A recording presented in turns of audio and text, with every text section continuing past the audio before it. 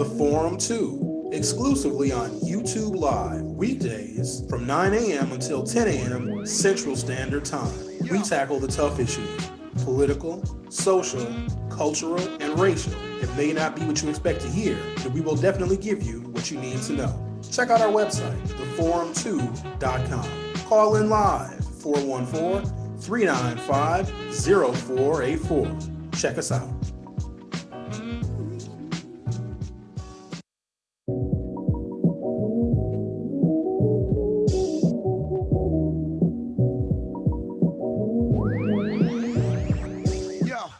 Good morning. Welcome to the program. The day after the 2020 presidential election, even though we are still very much in the middle of it, going to give some insight and some perspectives and I guess a long-term set of plans and strategies for Democrats who in a Donald Trump America underperformed or Republicans defied expectations. And so I want to start with that essentially. The Democrats, and however they ended up performing, and we don't know the ultimate results until Friday afternoon because a Republican Secretary of State in Pennsylvania, and this is one of the few ways in which I believe Republicans can show real leadership. They defied expectations. They're the winners of the evening. Now, will they be the long-term winners when all the votes are counted with the presidency? They will not, but they have mounted so many other victories, including defying expectations, that they have an opportunity to show leadership. The top Republicans in the country can look beyond Trumpism and see what politics is going to be like in this nation. For the foreseeable future, and when I say that, we're looking at until probably the next census count. The active voters in this nation right now, and we saw more active voters in this nation last night and the weeks prior to with early voting and mail-in voting than ever before. American voter turnout is eclipsing 65, 66%, probably will be closer to 70% when all is said and done. So this moment that got more people to vote, this is a pure expression of where our democracy is right now in the middle of Trumpism, in the middle of the coronavirus, where Democrats put their best candidate to get this result. This shouldn't be lost in any of the conversations or discussions or arguments you're going to have. This was the candidate that could have gotten the best result. Now, Joe Biden stands at 238 solid electoral votes as we speak. And it's some of these websites I have open, if I hit refresh, the information is going to change immediately. So I'm just going to capture a snapshot in time of where we are, because by the time I get off here, there could be more results that have been reported. We won't know the results of Pennsylvania and their 20 electoral votes until Friday, because the Republican Secretary of State said if, and the Supreme Court backed them up, if mail-in ballots are postmarked by Election Day, they can be counted through Friday afternoon. The more mail-in ballots that come in, and Donald Trump is going to attempt to challenge this, but because this has been solidified by the U.S. Supreme Court, the 20 electoral votes in Pennsylvania, plus the 16 in Michigan, That's essentially what Joe Biden needs. And that is how it is looking as of right now.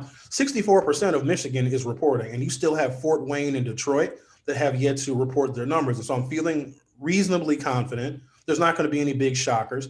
Don't be, you know, totally upset if Donald Trump attempts to mount a recount in Wisconsin. Joe Biden has a comfortable enough lead to where Donald Trump likely cannot find an additional 20,000 votes.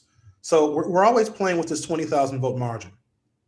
Tony Evers, when he was elected in the blue wave midterm election of 2018, won the state of Wisconsin by roughly 30,000 votes, give or take. Hillary Clinton in 2016 lost the state by 23,000 votes. Right now, Joe Biden has a 20,000 vote lead. That is where the politics of the state of Wisconsin are, of the people that are actually involved in the process and registering and voting. There's only a swing of at most 30,000 votes. But even if you go back to the year 2000, it was 5,700 votes. And then the year 2004, it was just under 13,000 votes. So we're operating in this very narrow framework. And I'd like to say, oh, that means that the Democrats and Republicans in this state and voters in this state, they want divided government. No, they don't. It is about who can mesmerize and convince new voters to vote for one party or the other. Where we are right now, this generation of voters between the ages of 18 and life expectancy have solidified this era in American politics to where there won't be a winner take all. There won't be these sweeping majorities. Now, there's some deeper philosophies that we can get into, but this is where we're at. The biggest takeaway from last night, and I'm going to get into some results and a few other things in a moment. In 2016, Trumpism was an experiment. It was new, it was unconventional, it was something that America had never tried, at least not in that fashion. This unconventional person, this non-politician, this quote unquote businessman, all of the adjectives that you can ascribe to Donald Trump, use them. Whatever it was and however you can define him, be as descriptive as you can, because that experiment, when it was tested when it came to leadership, to trying to protect the American people and our jobs, protect us from the coronavirus, to making sure some of our institutions that have been respected by Democrats and Republicans remain durable, Donald Trump lasted. Whatever his experiment was, it lasted. We thought it was a flash in the pan. We thought it was Hillary Clinton, and Hillary Clinton was a woman, and nobody wanted to vote for her, and whatever you threw at Hillary Clinton. There is something real to Trumpism. We threw everything at the Republicans. We threw the coronavirus at them. We threw 250,000 American deaths on their watch at them. And this is where this is what we have. That says much more about this electorate. There is a simplicity in the messaging that the Republicans have when they communicate to their base. It's not deep, it's not philosophical, it's very easy, it's simple, it's easy to communicate. And they have almost like a cultural grasp on their voters. Democrats don't have that. They're not necessarily in love with Trump. They're in love with the ways in which he can communicate the simplicity of how some conservative and Republican and Trump voters feel. Democrats don't have that. And until we can do better at explaining and teaching the practical applications of politics and how it is much more reflective of a part of America that some of us wish didn't exist, the part of America that we wish didn't exist is still there. You know how there's those people that are these eternal optimists, like the house is on fire, and they're like, oh, the fire will die down soon. Just think positive thoughts. They always tell themselves to be optimistic and to think positive thoughts because they're trying to channel that good energy. And that's a great way to get through your life for the most part, to always be optimistic. But realism is the actual fire that is burning.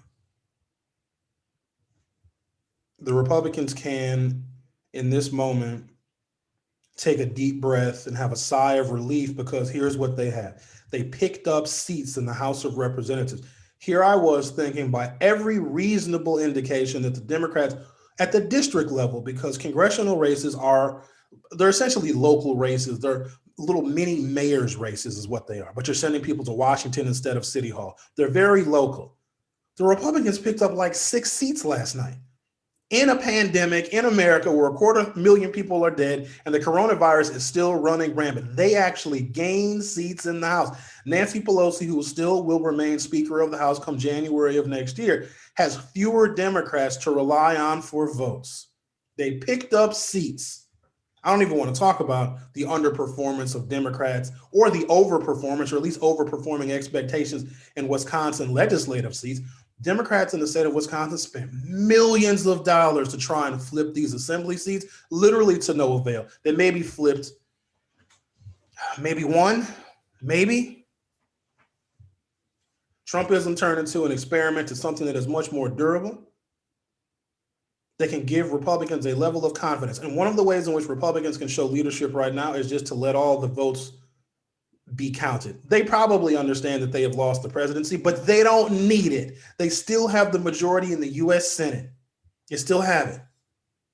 Very little is going to get done in Washington, D.C. And that's probably the understatement of the day.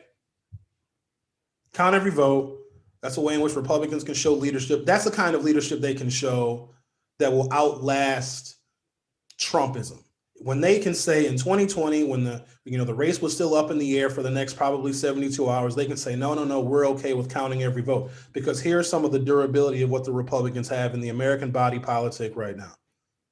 They can hang their hat on the fact that they've expanded their number of Republicans in the House of Representatives.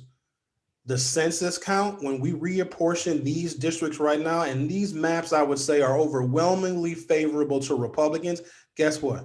Republicans at the state level here in Wisconsin can redistrict again, further solidifying their power, even though they have a shrinking base of support.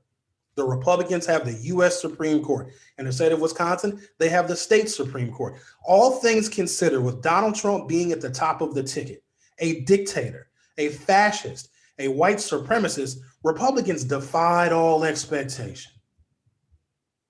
Good morning, everybody on YouTube.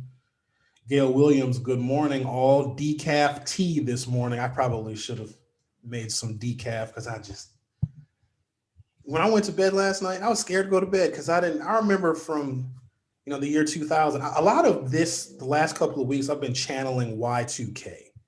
Like a lot of just the uncertainty of the 2000 presidential election. And I made mention of this yesterday, that when I went to bed in 2000, after a long night of watching election results, I went to bed, Al Gore was winning. I was like, okay, Al Gore's going to win. Great. I woke up the next morning and George Bush was the president. All of that uncertainty. So when I went to bed last night, I might wake up and Al Gore might be president today. Who knows?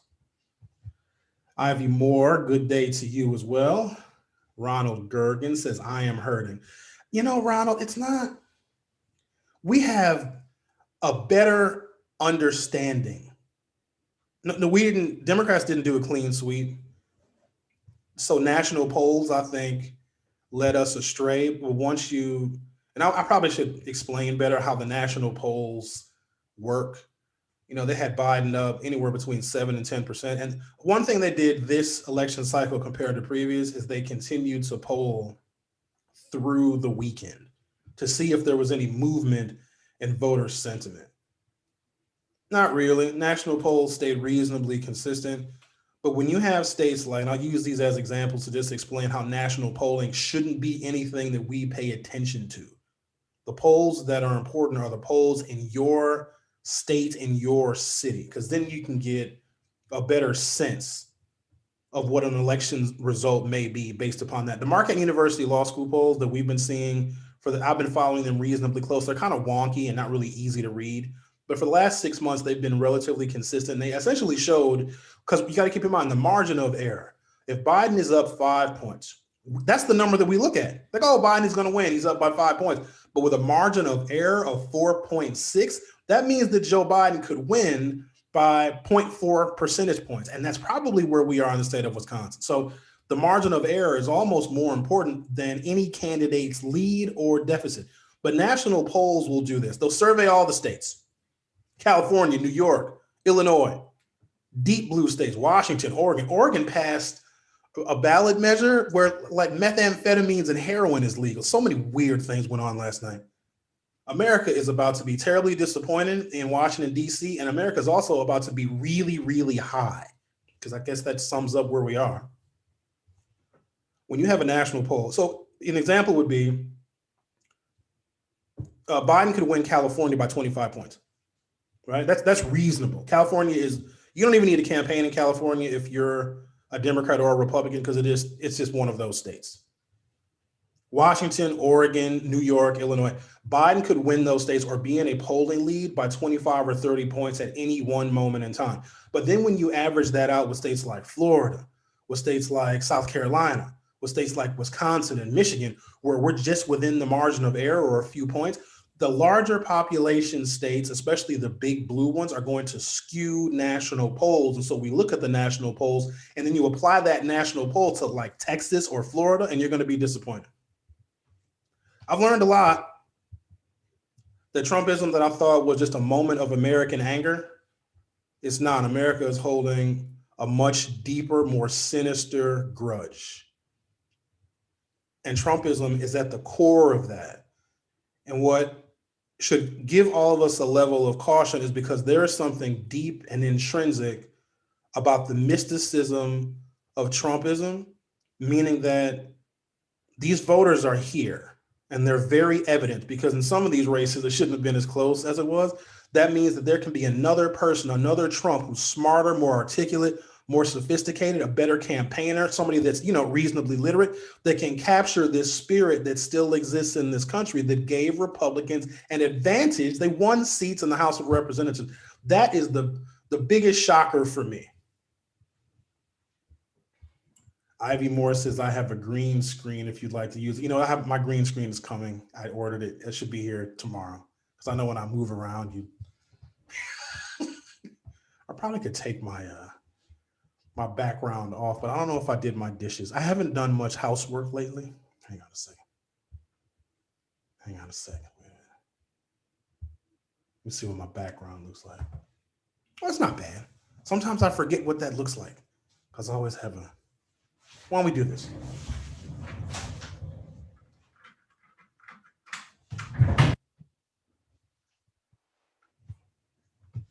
Well, at least the sun came out today. One of the positive things. By the way, Sherwin, listened to the show on WNOV yesterday. Enjoyed it very much. Thank you, Gail. Y'all need to get together more often and bring some of that comedic relief to the masses and leave Debo alone. It was so good to be with my old friends and colleagues, and quite honestly, their family over at WNOV. And for, some years, I had a rocky relationship with some folks at WNOV. But in times like these, when we all have this same level of collective stress, it was good to be around familiar people. It really was. It was. We saw State Representative David Bowen, who I hadn't seen in probably a year. State Senator Lena Taylor stopped by. Lakeisha Myers was there with us for the entire time. So it was just good to be around those folks and to give information as we received it. That's the one special thing that WNOV does probably better than any other radio station. They provide this incredible election coverage, and it's real time and it's organic. It's directly from the streets. It's directly from people's phones and people's text messages. It's like you can see the democracy itself living and breathing via those broadcasts. And that's one thing that I miss. And I attempted to recreate something similar to that yesterday. We were okay, a little bit. It was all right. But it was good to be back with him. And I spoke with my old colleague, Michelle Bryant, yesterday on this program. And I'm encouraging her to adopt a format similar to this one, because her insights are invaluable, because we still have to give credit to Black women who have weathered this storm with us and are the backbone of the Democratic Party. And I think that Michelle Bryant illustrates those sensibilities in a way that is easy to understand and very relatable. Shout out to her. Mark Chambers says, phew, what a night. Shout out to Dora Drake. Not that she needed any luck, but there was a phenomenon that was happening in legislative races for the state assembly and the state senate in Milwaukee, specifically North Side African American communities, there were a number of Black people that were running as Republicans. And typically I don't care because in Milwaukee, especially on the North Side, they can't win. They can't win. They're not going to win. It's like putting Sherwin in the Boston Marathon and betting against me. Pretty safe bet. I'm not going to complete mile one, right? So when Republicans run, and every now and again they do, because there's a level of frustration that exists if you live in the city of Milwaukee, and particularly if you are Black, because it doesn't seem like the needle moves very much. It doesn't move very far. Change does not come quickly. And Kalen Haywood II, he also joined us yesterday on WNOV. And that young man to be 21 years old who won, and I said it yesterday on the air, glad I did, that he was going to win with 90% of the vote. And he did. He had an independent challenger. And he admitted that politics moves slow. Now, being 21 and in his second term, which means that he is a more senior legislator than people that are twice his age who got elected last night. He said politics move slow, and it was profound when he said that, because if you're 21 years old, there is a world of instant gratification via the internet that exists. He was born in that world. 21 years ago, we were on and using the internet, and he was born into a world where instant gratification can be delivered at the speed of light or at the speed of your internet connection. Here's why I think that's so profound. Things do move slow. We have thoroughly identified what's wrong with this country, what's wrong with people. We know what's wrong with the system of healthcare. We know what's wrong with the correction system. We know what's wrong with criminal justice. We know what's wrong with policing. We know what's wrong with the environment. You don't have to tell anybody, even a Trump supporter, what's wrong, because we all know what's wrong. Here's the problem. This is why things don't move quickly. And this is why some of the frustration that resonates with our more progressive brothers and sisters strikes a chord with me, because I see where they're coming from and I feel their pain. The reason why things move so slowly and change comes so slowly is because we all have different facts. We all have different information. If we all believed that the environment was in trouble, if we all believed that there are actual real racial disparities, if we actually believe that there's a problem with policing in this country, it would be easy to fix. Problem is, you have to spend more of your time trying to convince people that problems are real. And you spend all this time trying to convince them and trying to appeal to them and begging them. And before you know it, there's another election. But wait a minute, I'm not ready for the election. I was still explaining what's wrong with America. I'm still explaining a lack of racial understanding. I'm still explaining that, oh, here comes an election. And the election is a snapshot of where you are in your explanation. And the elections keep coming. We're going to start campaigning for the midterm elections in like 3 weeks. The midterm elections are in November of 2022. There are some sore losers. There are some people that are not going to let that fire inside of them die down because they have been campaigning for a year or more. They're going to keep going. We are now in these perpetual election cycles, and we're going to litigate this election. Joe Biden will be elected the 46th president of the United States. He will be. But we're going to continue to play out this election for the next 2, if not the next 4 years. Dorian Higgins, good morning. Diana Beckham, good morning to you. Sandy J, good morning. Lisa Miller, good morning. Tanner Kylander, good morning. Sherwin, thank you for being real. It's so necessary. I mean, I might as well be real. Can't lie to people because the results are what they are. This was not a landslide that Joe Biden will have. He has 238 solid electoral votes right now. I think that does include Wisconsin's 10. Wisconsin should be safe, but I was confident in Wisconsin just because we have been talking to Milwaukee, and it took 4 years to get a 20,000 vote margin of victory for Joe Biden. It took 4 years to get 20,000 votes, to swing about 40,000 because Trump won by 23,000. It looks like Biden is going to hold the state by 20,000, give or take. That's hard work. That's every single day of 4 years to get 20,000 votes. But I was confident that our explanation to voters of why 2016 was a terrible mistake, once we got away from blaming Hillary Clinton for not coming here, we were able to finish the explanation in time for the election, because the election is only as good as how you have defined your case for the voters. If you can't, and they think they can define the case with TV commercials. I think the more commercials people see, we begin to tune them out and they're less effective unless the commercials strike an emotional tone. There, and the more text messages we get in the political literature, the amount of mail that I got for the candidates, it was ridiculous. It didn't convince anybody. It reminds you that these candidates have the ability to outreach to you. And I think what Democrats have done, and I can't even talk about the Republican strategy because they doubled down on every single thing that Democrats would never do. They doubled down on it. Screw the virus, open the economy, have more oil and coal and pollute more and take away regulations and take away healthcare. They stayed firm in that. Never seen anything like it in my entire life. Everything that I would never say or do, they did, and they picked up seats in the House of Representatives. What parallel universe is that? During the campaign, when the like sides band together, people are going to vote for Joe Biden and vote for Democrats are all very close to each other. People are going to vote for Trump and Republicans are all very close to one another. Very little convincing is going on. There's this mythical undecided voter. I don't know who and what they are, but I guess they exist too. You have to look at that for what it is, this level of tribalism that exists in this nation. And the more the Democrats reach out to people, how many text messages do you think you guys got? All told, I received hundreds.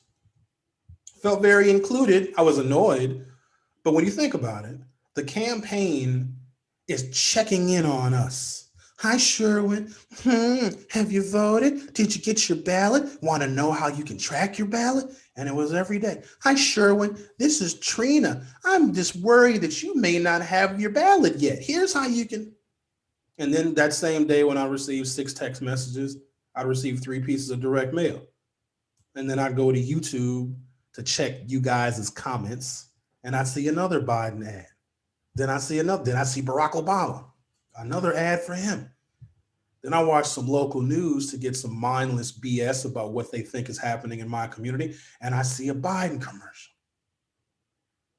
Once they get elected, whether it's members of Congress, the state Senate, the state assembly, they don't reach out to us with that same consistency once they get elected. And so there's this mismatch.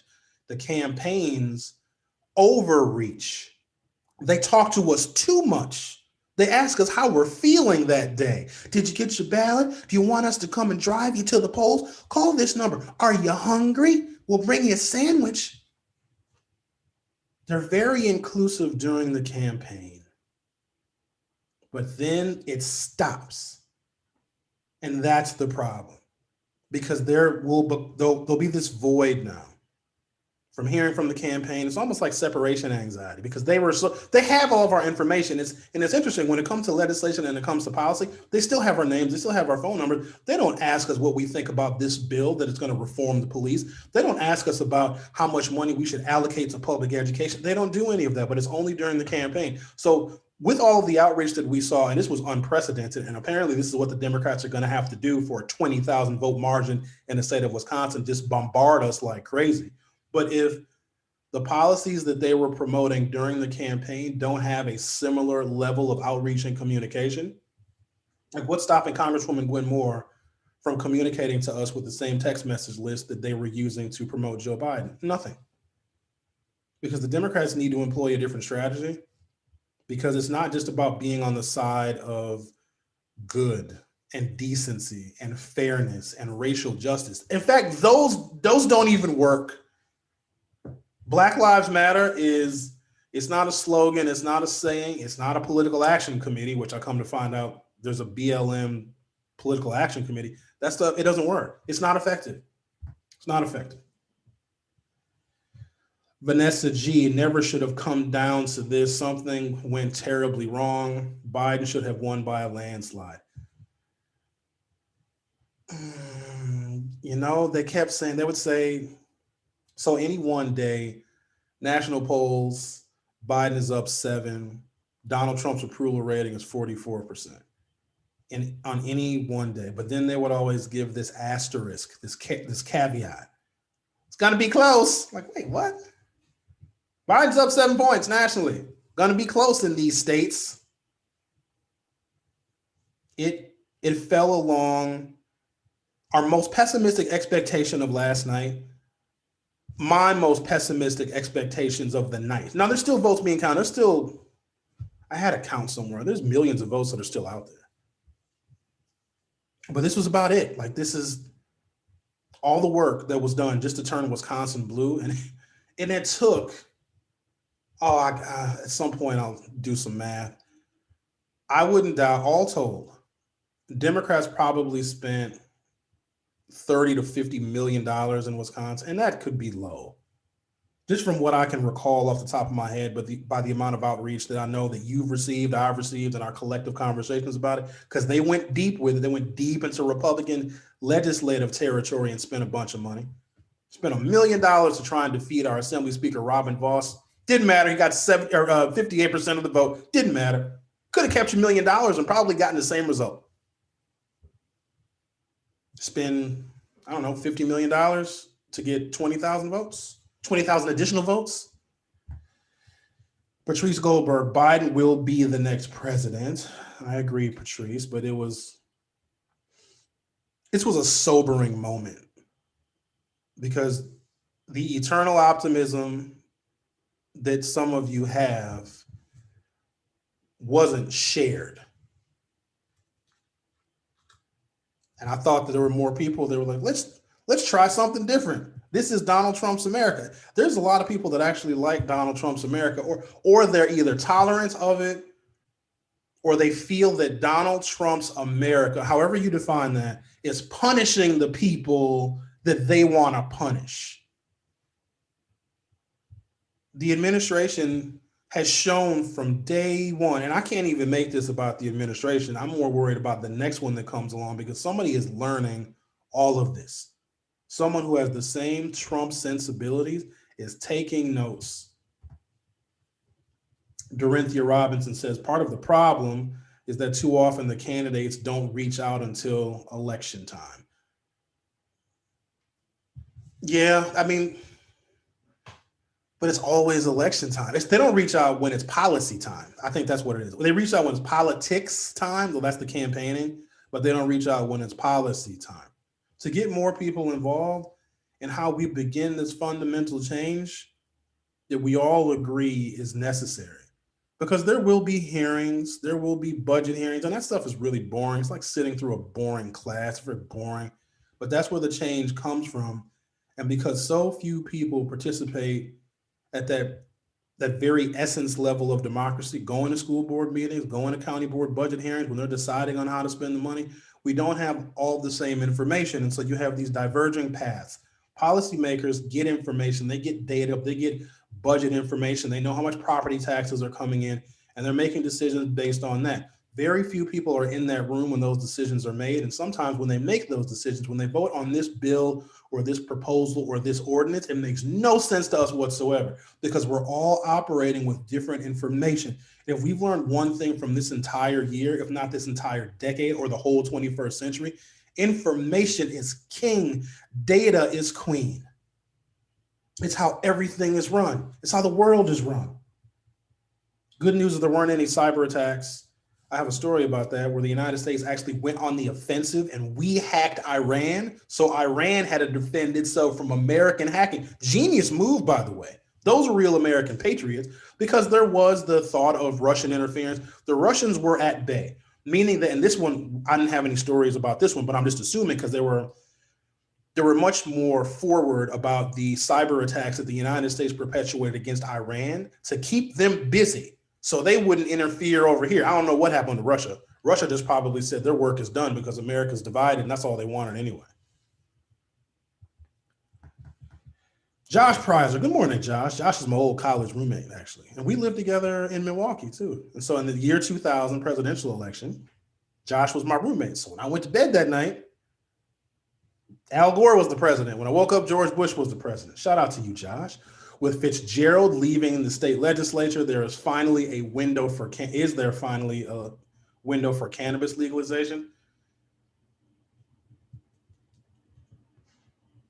No.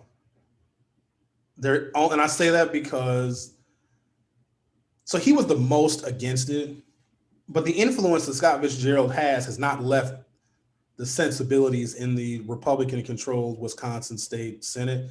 The problem is Governor Evers has not been forward on cannabis legalization. Even we could have some sensible ideas about medical marijuana. It's not even on the table in Wisconsin. And if you want me to dig up the old ballot referenda where people, even in conservative pockets, Trump country, deep red Trump country, they wanted marijuana legalization. Governor Tony Evers literally took it off the table. Granted, there's other things that are important, but when I see Mississippi, Trump won Mississippi by better than 20 points, okay? Mississippi has passed a ballot measure for medical marijuana. Mississippi it stands as this like singularity. You know, they have an electoral college system in Mississippi, and there's a ballot referendum to change it. It was implemented in 1890, only state that has anything like this, to legitimately prevent African Americans from winning statewide. And I'm surprised more people don't know about it. I talked about it yesterday.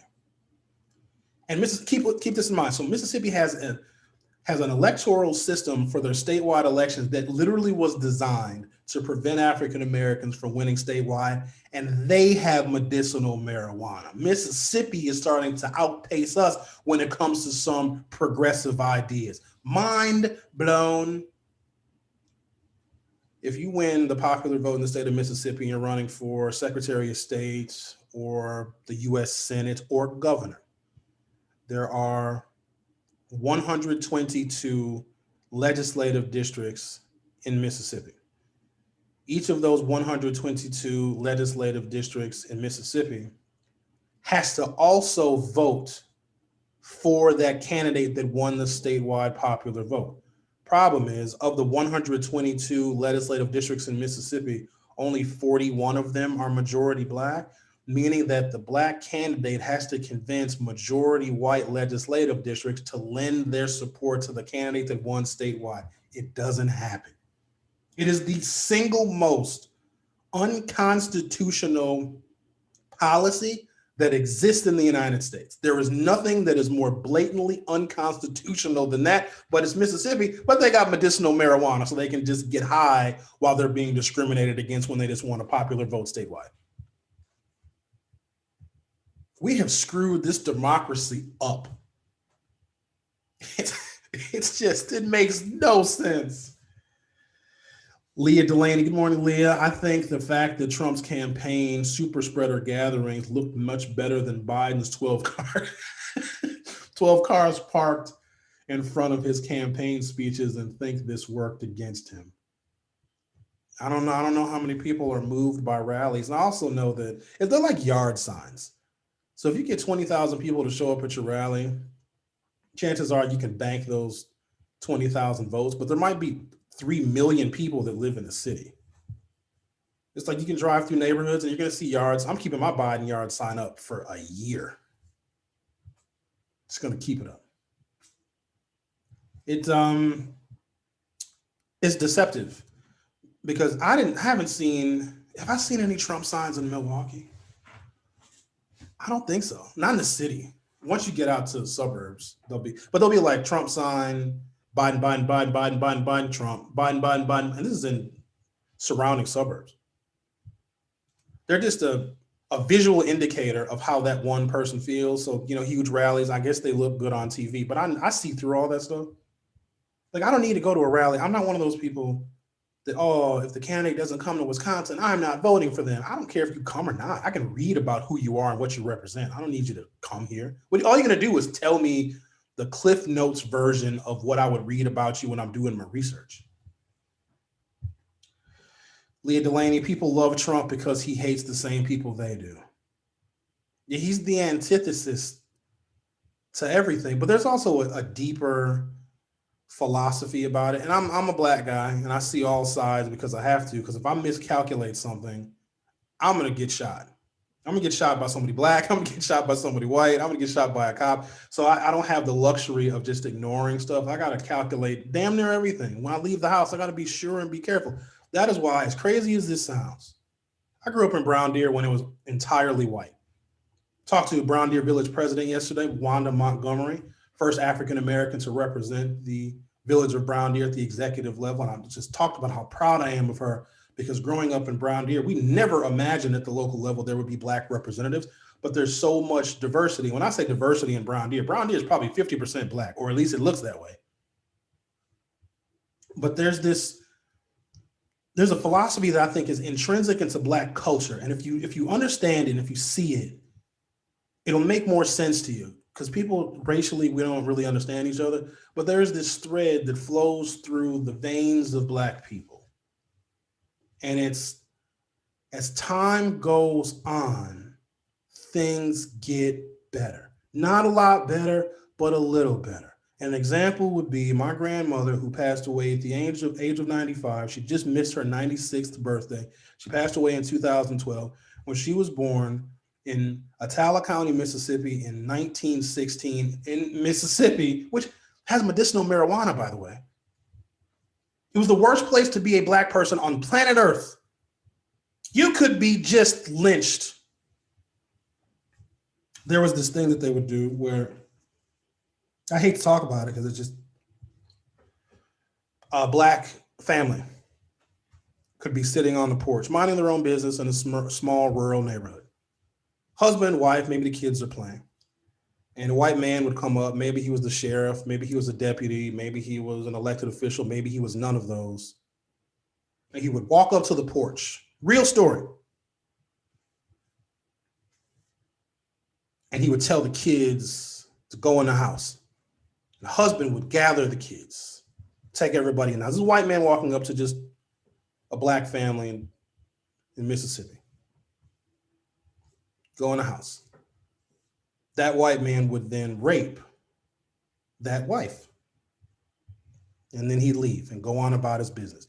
That was a practice that took place in the state of Mississippi, a state in which my grandmother was born. Before my grandmother died, she was able to vote for Barack Obama in 2008. And I want you to just conceptualize that. That's the kind of stuff that gives people hope.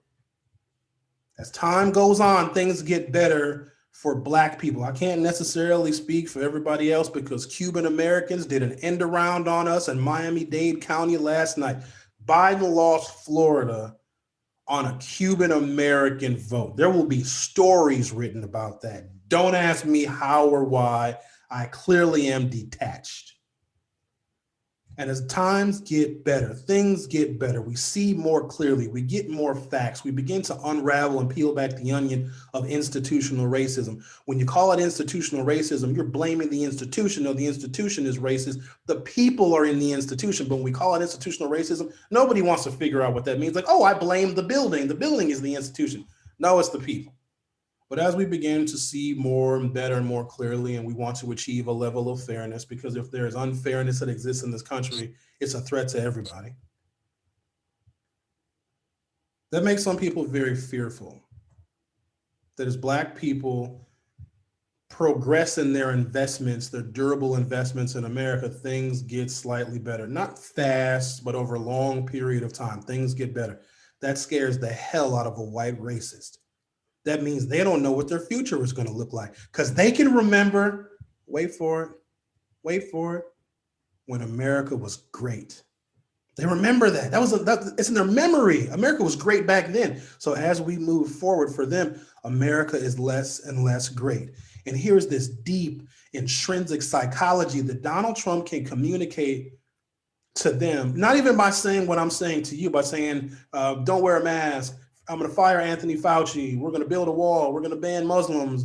Those sons of bitches that are kneeling. He's communicating to them this simple fact. I know you're scared. I know you're worried about the future. I know that minority populations and their political power and economic power is increasing, and that's a threat for you. So what we're going to do is we're going to lock in as much of your sensibilities in these moments in time as we possibly can. We're going to focus on the courts. We're going to make sure the police operating how they operate in a broken system don't go to jail. We're going to make sure that the inequalities that exist are going to exist as long as possible. We're going to take away diversity training all throughout the federal government because Trump did that like 2 or 3 weeks ago. And you would think that any black or brown or minority person that was supporting Donald Trump would have walked away because he removed diversity sensitivity training throughout the federal government. It made no marginal effect whatsoever. They're fearful of the future, and black and brown people are more optimistic of it. That is the fundamental disagreement where we are in this nation, and the fact that we all have different data and different facts and believe different science. They want America to be what it was. We want it to be what it can be, and there's no changing us. We're stuck. I am still optimistic that 30 years from now, something will be a little bit better. I'll be almost dead, if not dead already, but at least we have 30 years of progress to look forward to. Sarah Laguerre says there are a lot of silent supporters of Trump, white suburban folks. They won't put the sign in the yard, but they're happy with their lives and vote for themselves. They don't care about others. Yeah, I guess so. That makes sense.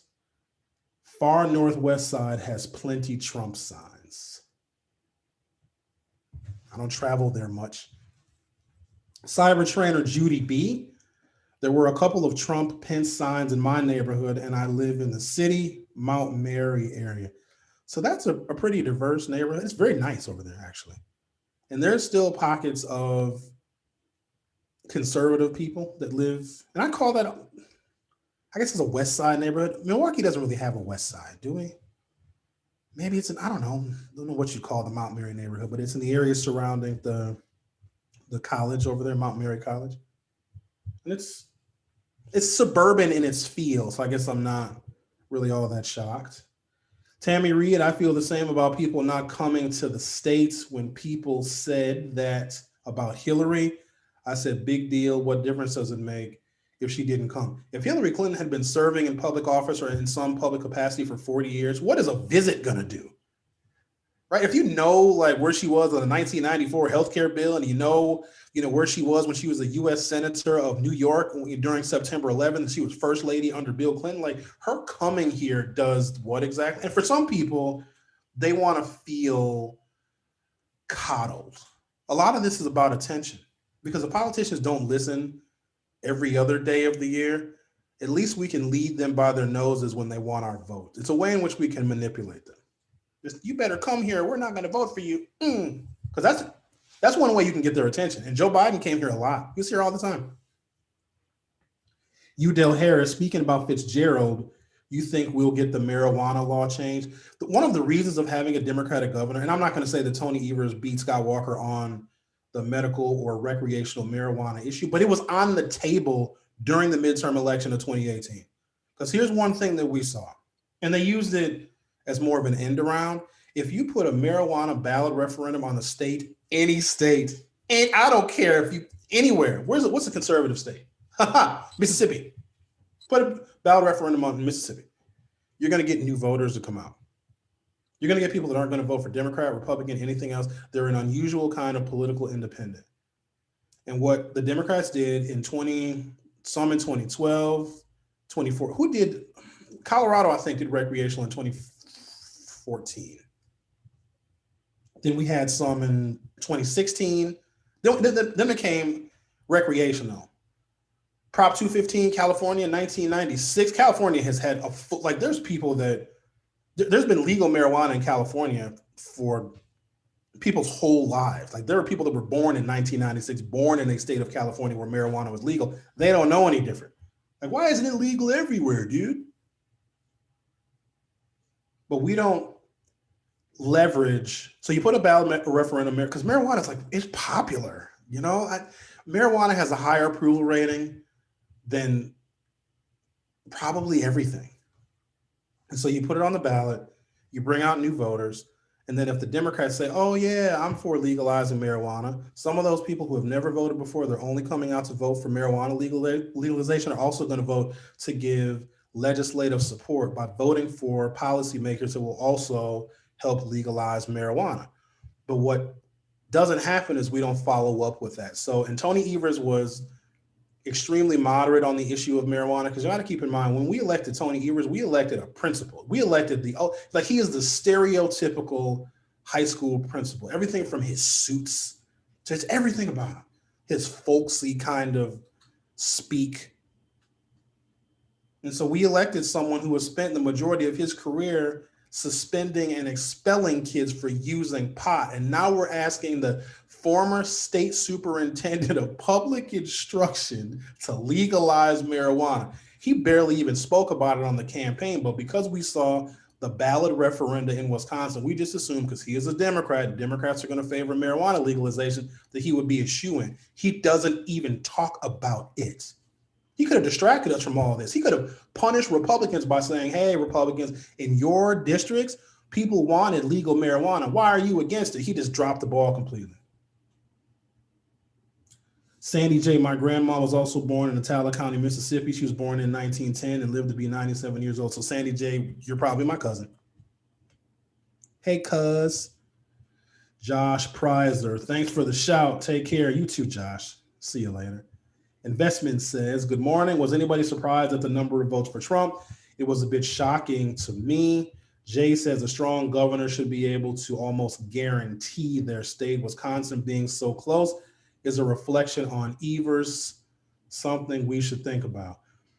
I would say, so when 2008, Barack Obama won, we had a Democratic governor, Jim Doyle. Then we had Scott Walker elected, a Republican. He was a Republican elected in the midterm elections, Barack Obama's first midterm election of 2010. Walker was governor in 2012, and Obama landslid the state of Wisconsin. In fact, the largest electoral victories that Democrats have had in the state of Wisconsin have been Barack Obama. If you have a political, really charismatic governor, they can help your state remain the party of that governor. But Tony Evers is just like a public education dude. Like that's his thing. That's his bag. He's a principal.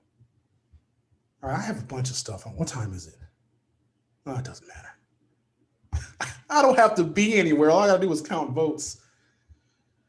From Washington, Democrats drove Wednesday toward extending their control of the House for 2 more years, but with a potentially shrunken majority as they lost 6 incumbents and failed to oust any Republican lawmakers in initial returns.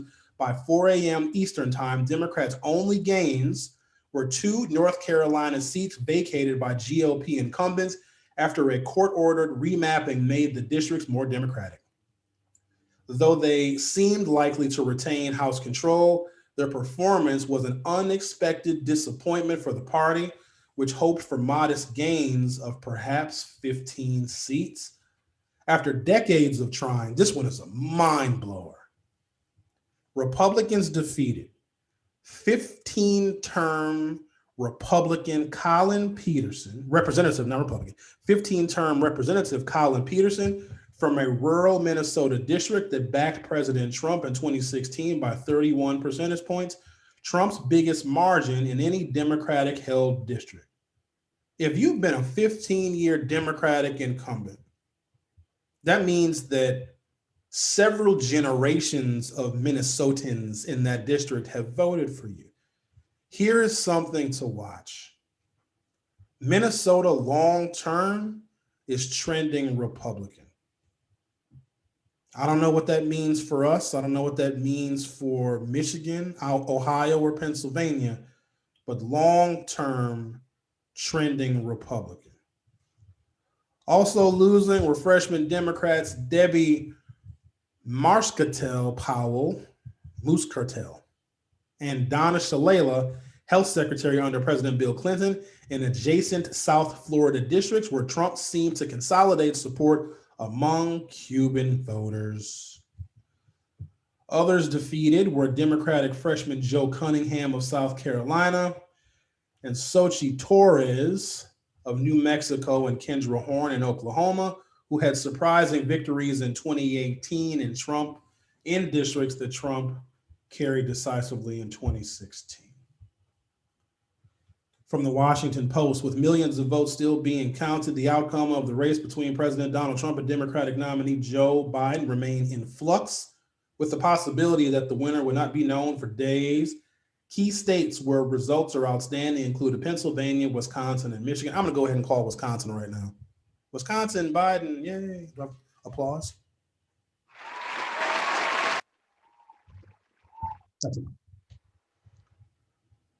Early Wednesday, Trump falsely asserted election fraud, pledged to mount a legal challenge to official state results, and made a premature claim of victory. Republicans can show leadership, and they should, because they did surprisingly well. They took some House seats. They are going to maintain their majority in the state Senate here in Wisconsin. Very few, if any, seats, maybe one seat, as there's still some returns, I'm sure, in some of those districts that have yet to be certified. But the Republicans held steady in the era of Trump. And where they can show leadership, they should want every vote to be counted. Because what they're going to do, because everybody needs factual and accurate information so they can plan their next strategy for their next campaign. So having every vote counted, they know that but what Trump did is he showed Republicans all over the place in every part of this country, even in what I thought were, 30-year blue congressional seats, the Republicans can capture something that they can win. And so when you know all the data, when you know where all of the votes are, even in some really unconventional areas, they'll be able to use that. And so it behooves them, and it's in their best interest to make sure that all the votes are counted so they can do an accurate assessment. Democrats too. Oh, here we go. 5 states approved ballot measures expanding access to marijuana. When it came to ballot initiatives, many Americans voted green. The Associated Press says voters in 5 states have approved measures to legalize medicinal or recreational marijuana, or both, in yesterday's election. Voters in Arizona, New Jersey, Montana, and South Dakota voted to legalize recreational marijuana for people ages 21 or older, joining 11 other states in Washington, D.C. Montana and South Dakota are so reliably red that no one campaigns there. And recreational marijuana. Republican states, like whole Republican legislatures, whole Republican everything. Montana might have used to have a Democratic, either governor or U.S. senator. Recreational marijuana in Montana and South Dakota. And in Wisconsin, if you get caught with pot twice, your second time you can be charged with a felony and go to prison. South Dakotans also approved a measure to establish a medical marijuana program in the state for, quote, individuals with debilitating medical conditions. According to the Marijuana Policy Project, that makes South Dakota the first state to legalize medicinal and adult use marijuana on the same day. In Mississippi, 2 versions of a medical marijuana amendment were on the ballot. One proposed allowing doctors in the state to prescribe medical marijuana to people with certain conditions. Doctor, I have a headache. Here, take some of this chronic. Take some. While the other restricted the program to terminally ill patients. Voters were required to weigh in on both, and their first option won out. Medical marijuana was previously legal in 33 states and Washington, D.C., and several states have declared dispensaries, quote, essential businesses during the coronavirus pandemic. Other states also made strides toward relaxing drug laws. Voters in Oregon, and I posted a more detailed story. This is just like an overview. Oregon has just, meth and heroin are now decriminalized. There's a method to that, and I guess only Oregon people would better understand that. And if you spend less money prosecuting and going after people that are addicted to meth and heroin, then it's technically a way to defund the police. But voters in Oregon supported a measure decriminalizing drug possession, including cocaine and heroin, and another legalizing the therapeutic use of psilocybin mushrooms. Washington, D.C. also approved measures to reduce the enforcement of laws against psilocybin mushrooms and other psychedelic plants. According to MarketWatch, Tuesday's sweep means that 1/3 of Americans now live in states that have approved the sale of recreational cannabis. Right now, the Electoral College count stands. Biden 238, 87 electoral votes have not yet been allocated. Trump currently stands at 213, and that is with Pennsylvania leaning red. The 20 Electoral College votes in Pennsylvania, once Philadelphia area is all counted. Now remember, ballots that were postmarked by election day that can be received up until Friday will still be counted, and Republicans can show some leadership on that and wanting all of those votes to be counted, because this was such an experimental time in American democracy. Seeing how well you did with the cohort of people that voted either via mail or absentee is really important to furthering our democracy for both Democrats and Republicans. So it doesn't do anyone any good, any party, any strategy, any political philosophy any good if we don't count all the votes. You need to see all the evidence. Biden campaign is confident it's on the right track. It's the morning after Election Day, and it's still too early to project a winner in the presidential race. Votes are still being counted in Alaska, Arizona, North Carolina, Nevada, Wisconsin, Michigan, Maine, Georgia. Oh, the Atlanta metro area could be a spoiler for Trumper. And Pennsylvania. As the sun comes up on a long night of tracking votes, a Biden campaign aide said the campaign is confident it's on the right track based on the states they've won and what's yet to be counted. According to a source close to the campaign always thought this would be a close race, pointing to campaign manager Jen O'Malley Dillon's tweet a few weeks ago warning of a tight race. We have the burden of relying on the vote that takes the longest to count, the source said. Even so, this person and the campaign remain optimistic. When all votes are counted, Biden will be declared the winner. When you think about it and you have a more objective view of this, and I don't know how I have one, Republicans should be happy with how they did, and they also should be happy to get rid of Trump because they were so tied to him. They couldn't breathe when he was in the room. They should want him gone. So some of them were probably quietly cheering, like, oh, I'm glad that nightmare was over. At least we got some Supreme Court justices and some federal judges out of it. But they shouldn't want him.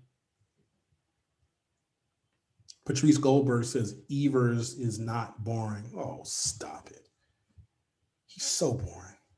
I was going to do my Evers impression, which probably isn't that believable because I don't really look like him, but him with his mask on. Hey there, folks. Oh, holy mackerel, oakley dokley. Tony Evers is Ned Flanders. I mean, everybody likes Ned Flanders. He's just...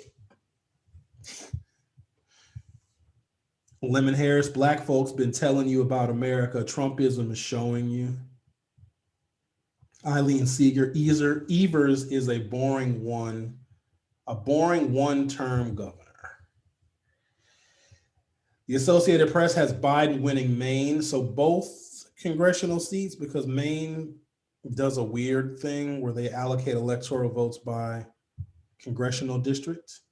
Tammy Reed, I get confused on how Biden can win Wisconsin by votes, but the Assembly/Senate are still GOP.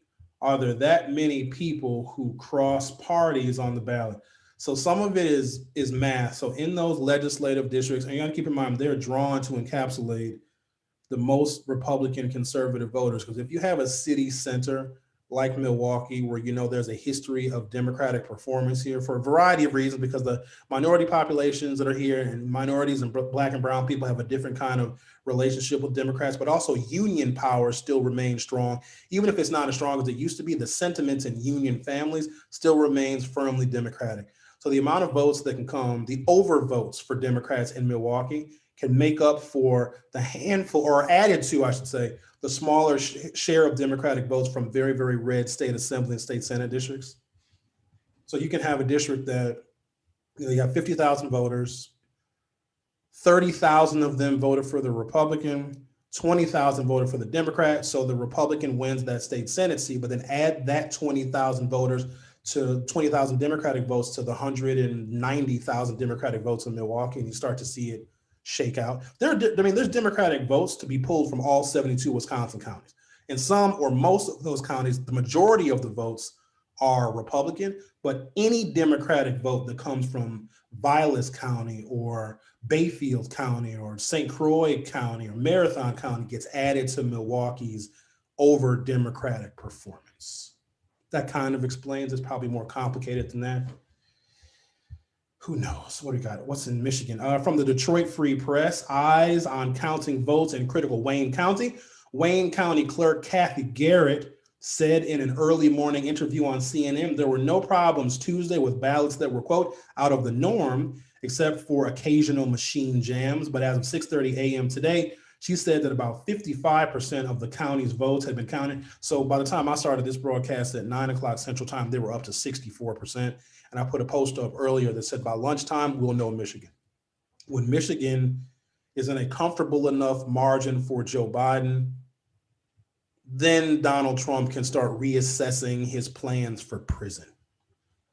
Of the county's 1,115 precincts, 617 had been tabulated, she said, adding that there are 43 municipalities in each county. Wayne County, which includes Detroit, could play a key role in the race for president and Michigan's competitive Senate seat. A pipe burst at State Farm Arena, which delayed Fulton County absentee ballot processing. Don't sleep on Georgia just yet. From Atlanta, officials said Fulton County will not be done counting all of its absentee ballots until today. That comes after a pipe burst at State Farm Arena delayed the processing and counting of tens of thousands of absentee ballots on Tuesday morning. Quote, at approximately 6:07 a.m., the staff at the State Farm Arena notified Fulton County Registration and Elections of a water leak affecting the room where absentee ballots were being tabulated. A statement sent to Fox 5 from Fulton County reads in part, quote, the State Farm Arena team acted swiftly to remedy the issue. Within 2 hours, repairs were complete. Here's another one to watch. Early voters in Arizona could be called to fix their mismatched signatures from Phoenix. Sure, you turned in your early ballot before or even on election day, but don't be surprised if you get a phone call about it in the next few days. And no, it's not a scam. It is more likely someone from the county recorder's office, or maybe even one of the political parties. What they're likely asking is if you are actually the one who signed the envelope, and if you are, but they can't match the signature, you have until 5 p.m. this coming Tuesday to fix the problem. All this is related to the fact that the county election workers are required to compare the signatures on the envelope to what they have on file, usually from prior elections. And if it doesn't match, they can't count it unless it gets verified by the voter. County election workers already have been making calls to voters when the voter has included a phone number to call in a bid to figure out whether the signatures match. That will continue through Tuesday. From Washington, D.C., the U.S. National Security Agency and Cyber Command conducted an operation against Iran within the last 2 weeks as part of a broader effort to protect the 2020 presidential election from foreign interference, a U.S. official told CNN.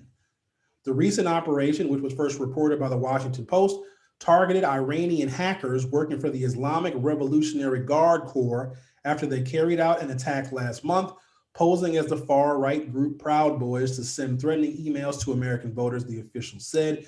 U.S. Cyber Command, which is led by General Paul Nakasone, who also oversees the NSA, did not immediately respond to CNN's request for comment.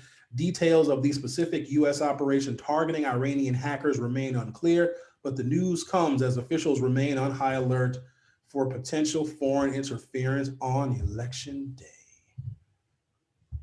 Okay, I guess that's about where we are. So what I'm going to do is I'm going to continue to update information as it rolls in, and maybe we'll have a better sense, I'm hoping, by today of where the election stands. I am confident in saying that Joe Biden is going to be elected the 46th president of the United States. A few more of your comments before I head out. Trump is like a wine or like a baby?